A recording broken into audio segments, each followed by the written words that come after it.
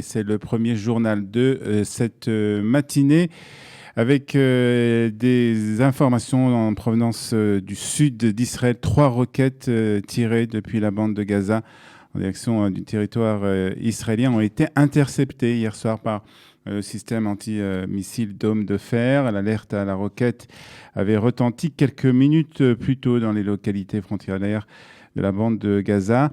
Les sirènes avaient été entendues dans le kibbutz de Kissoufim et de En Ashlosha. Déjà plus tôt dans la soirée, 2 roquettes ont été tirées depuis Gaza vers Israël, mais ont atterri dans l'enclave palestinienne. Et comme d'habitude, l'armée israélienne a riposté cette nuit à ces tirs en visant des positions du Hamas au nord de la bande de Gaza. Depuis déjà plusieurs semaines, des ballons explosifs sont lancés quotidiennement depuis Gaza vers les villes du sud d'Israël. 42 incendies se sont déclarés que pour la journée d'hier, provoquant de graves dégâts.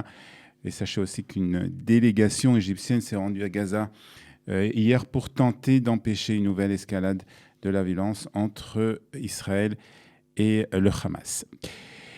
Et ce matin, il est encore question des ventes d'armes des États-Unis aux Émirats arabes et l'ambassadeur américain en poste à Jérusalem s'est voulu rassurant. L'accord entre les États-Unis et les Émirats arabes ne nuira pas à Israël. C'est ce qu'il a déclaré aux journalistes du Jérusalem Post.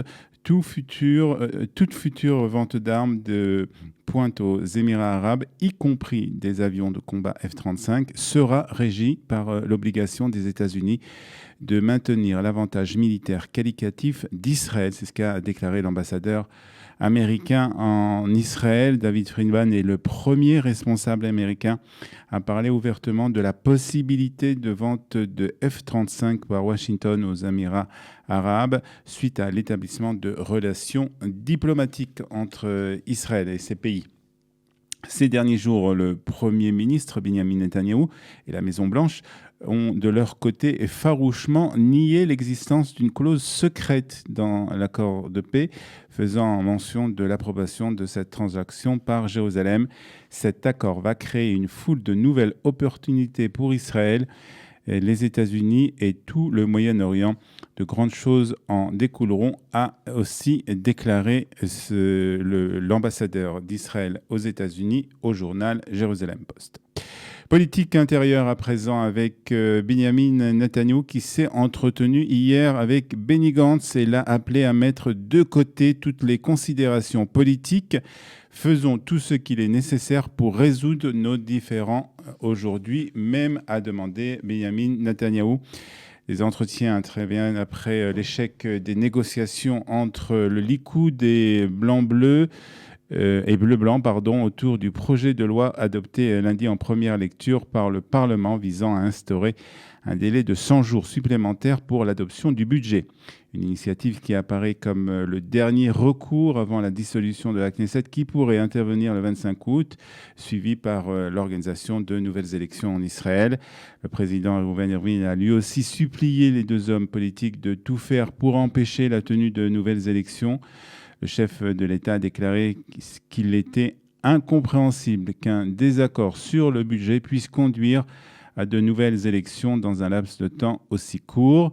Il a aussi averti les deux hommes qu'ils pourraient perdre la confiance des Israéliens s'ils les emmenaient pour la 4e fois aux urnes, confiance qui est déjà au plus bas, a ajouté le président. Et puis le cabinet des ministres chargé de la lutte contre le coronavirus n'a pas pris de décision hier concernant de nouvelles restrictions. Les ministres ne sont pas arrivés à tomber d'accord sur les nouvelles mesures proposées par le professeur Gamzou. Le Premier ministre a dû faire face à l'opposition, particulièrement des ministres orthodoxes de son gouvernement qui ont prétendu que ces nouvelles mesures empêcheraient un bon déroulement des prières des fêtes de Tishri. Le ministère israélien de la Santé a fait état hier du dernier bilan de cette pandémie dans le pays en enregistrant 1645 nouveaux cas en 24 heures. 23 870 malades actifs ont été recensés en Israël, dont 389 dans un état grave et 114 sous respirateur artificiel. Il y a eu 11 décès supplémentaires, portant le nombre total de personnes mortes du coronavirus en Israël à 700 95. On termine par la météo de ce vendredi 21 août, Aleph Be'Elul. Il fera 30 degrés à Haïfa, 31 à Tel Aviv et à Beersheva, 36 degrés à Beersheva et 41 degrés à Eilat.